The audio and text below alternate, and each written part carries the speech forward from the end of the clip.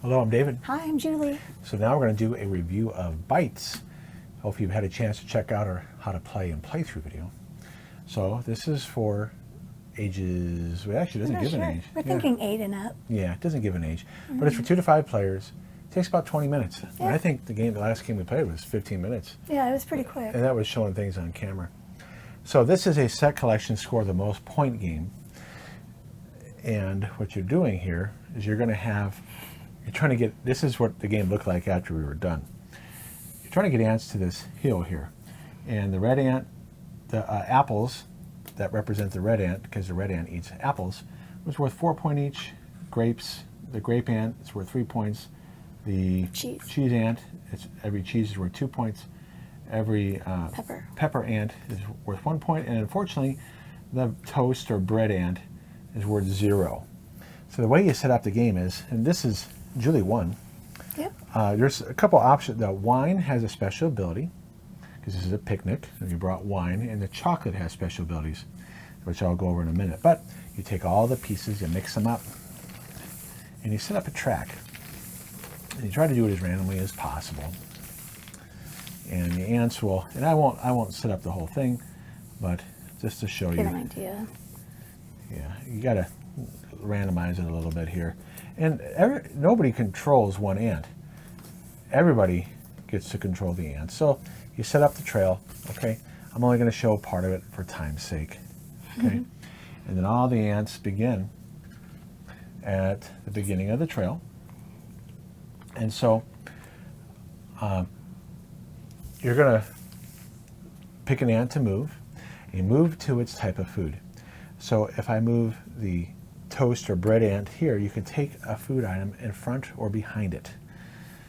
If there's an ant ahead, you can't land on another ant. But again, you can only land on your food type anyway. But if there's an ant in front, that means you would skip that ant and you can take these two. And so at some point, there won't be a move left. Let's say the red ant's here and there's no apple here. Somebody could move the red ant onto here, and there'll be all five food types at the end. Whoever gets an ant there first can choose which one to take. Now, if it's the red ant that got there first, you're probably going to want to take the apple because the apples are going to be worth 4. So when all 5 ants get to the end, you're going to count out how much your food is worth. But that's not all. You're also going to have one of each card type here, which has some rules.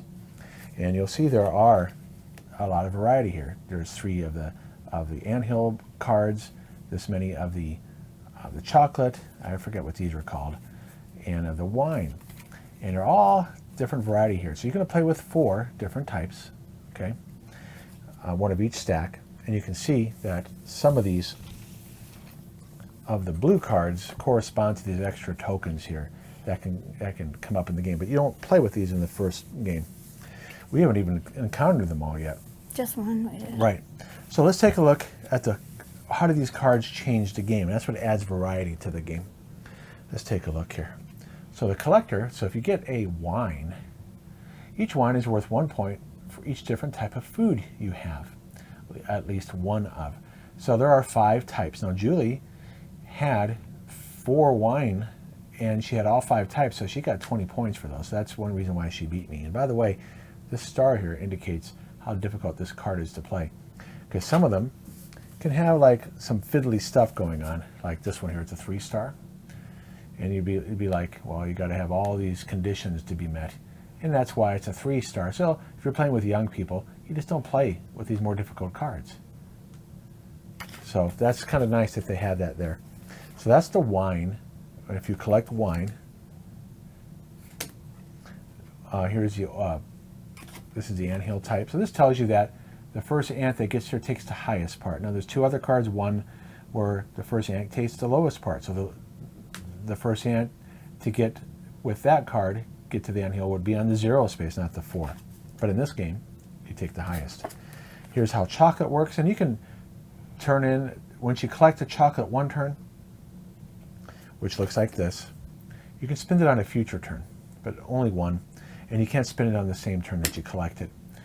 After your turn, take a second food for the ant you just moved. So that means that if I were to move the grape here, and I already had a chocolate. I spend it.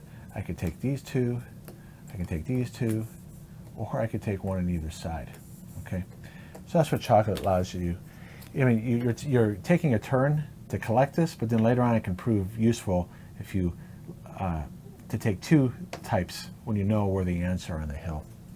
And then for the beginning game, the minimalist, nothing, no effect. So you only have 3 rules to worry about for the first game, but a future one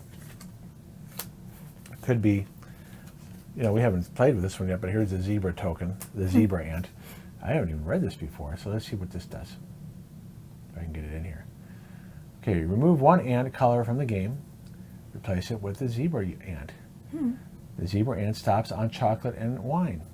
At the end of the game, remove the zebra ant from the ant hill and replace it with the ant that was removed at the start. Interesting.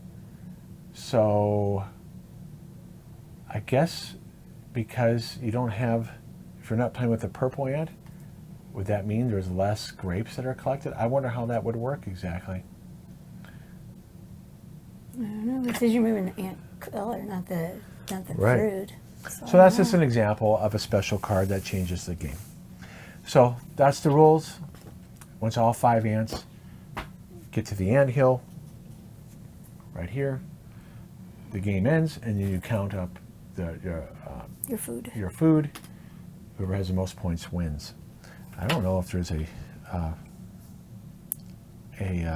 tiebreaker or not. I don't know. I don't know. We haven't had a tiebreaker. No, yet. we haven't. But so we're gonna go over. So that's the general idea here. And so let's take a look at our review. Okay. Julie goes first, and I go. Yep. We give our positive, negatives, and neutrals, and then we give our rating 1 out of 10 using the BGG Yes. Board Game Geek rating. All right. Here we So go. here we go. All right. I think this is a very cute set collection game. The components are really good, and they do make you feel like you want to eat grapes and eat a piece of cheese, and you just feel like you're really on a picnic, and these little boogers are going to come ruin your time. And it is a really fun theme. I think it's really, it's just very sweet. It's, it's not mean. It's just a really cute game. The replayability is huge. Stop right here. Yeah. One thing I didn't point out is see how they're double. Yeah. So they're double thickness.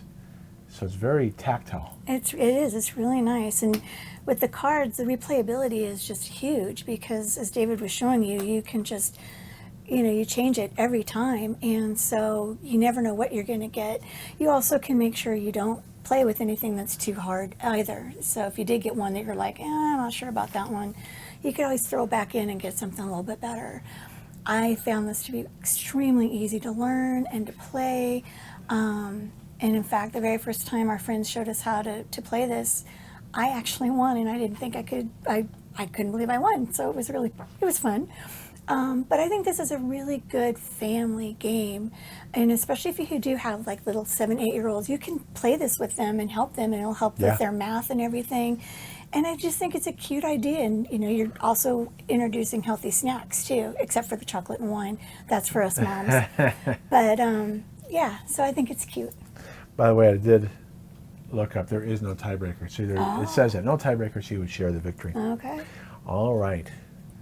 So it's a fun set collection game with an engaging theme. So remember, we come up with these separately. We don't know what each other's going to say. The theme is engaging because what's really nice about it is that everybody controls the ants. We've played Kniecikowski's 2 Common, where you have your own piece and you're collecting treasures, and you just move. It's not the same. This, because everybody is in the game to the end, that's really cool. I like that part of it. And you can really manipulate what food you're going to be because you can race ahead and say, well, that's where you might get somebody has a lot of apples. I'm going to make sure red goes slow and race purple and green ahead to make apples worth less. Because if I get purple and green there, now when red gets there, now all those apples that Julia has is only worth 2, when she was trying to make them worth 4. So that's kind of interesting with that strategy. So it's lightweight, fast, easy to teach, learn with meaningful choices. For what it is. This is not a complex game. But what you're being asked to do, you are sitting there thinking, okay, which hand am I going to move? When am I going to spend the chocolate? Things like that. Yeah. And it's meaningful for what it is. So it's quality and appealing components as, I mean, just even the colors. I mean, it really the colors pops. are pretty, And this yeah. is nice, chunky wood. And I'm telling you, look at this. Don't you think you'd want to have a piece of Swiss cheese after seeing that? Yeah. And a glass of wine to go with it? I mean, come on. Yeah, it's nice. It is. It's really nice. Oops. So it's replayability with card variability, so that's nice. This is why it affects my rating. You're going to see why I rated it the way I did is because of those cards. If the cards weren't in here, I would have rated it lower. And it's family appropriate with educational merit. So not only is there math here, but also it involves science. You could tie this into biology with ants. Now, are there ants that only go to apples? No. No. But the whole idea of ants collecting food and things like that, you could tie that into a lesson. Oh, I didn't think of that. That's interesting. Its stronger connection is, of course, Healthy choices. of math. Oh, math, yeah. Yeah. Yeah, you could tie it into food, but... Like I told you, the chocolate and the wine's only for Mom, and cheese. All right, so let's see how we rated it. Wow, I said 8 and you said 9. Wow. Yeah. Right, and that's because there are other games like this. This fires them all. And we do have a couple games where you collect things on a line, and the line disappears as you collect things. The one I mentioned with Tutankhamun by Knizia. I don't think, I mean, we may play it on camera, but this game fires that game. I love this game. Yeah. This game is so much fun. I picked very good because I do enjoy playing it, and I would suggest it. I don't always think of it, though. That's probably why I only kept it as an 8. But I really do have a good time, playing it. And maybe as I play it more and try the different cards, maybe it will go up to a 9 for me. But right now, I'm just keeping it as an 8.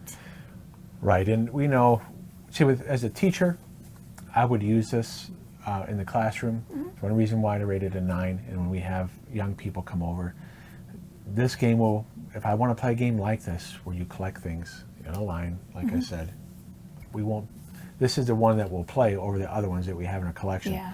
I would have to think what else we have, but because I can't remember them, what does that tell you? I couldn't think of anything. Yeah. So Other what than, does that tell other you? than Knizia's Tutankhamun, I think there might be 1 or 2 other games that we have that do this. I don't But know. because I can't remember it, it's like, what does that tell you then? It's not that, it's below a 9, that's for sure. So I don't give them any 9s, but because of the quality components, Yeah. I mean, it's just well done. It's really good. I think you guys would enjoy this if you pick it up and play it. You'll get a lot of enjoyment out of it, and especially if you have little ones in your house, they'll really get a kick out of it. Well, as a filler game, as adults, I mean, if you do a game night and you play a game that takes an hour, 90 minutes, 2 hours, and you just want to play a quick game before you go, and you pull this out, and it's fun. It is a lot of fun. Yep. All right. Well, thanks for watching. Thanks, guys. We'll hope to see you again next time. Bye. Bye-bye.